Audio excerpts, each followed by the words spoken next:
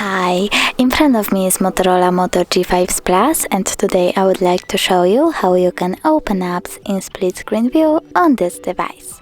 Firstly, open any apps, for example Gallery and YouTube.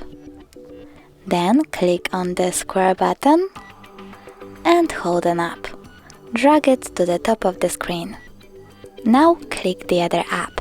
As you can see, now I can use both of them at the same time. If you wanna go back from this mode, drag the first app upwards and tap home button. Thanks so much for watching. If you found this video helpful, don't forget to leave a like, comment and subscribe. Bye!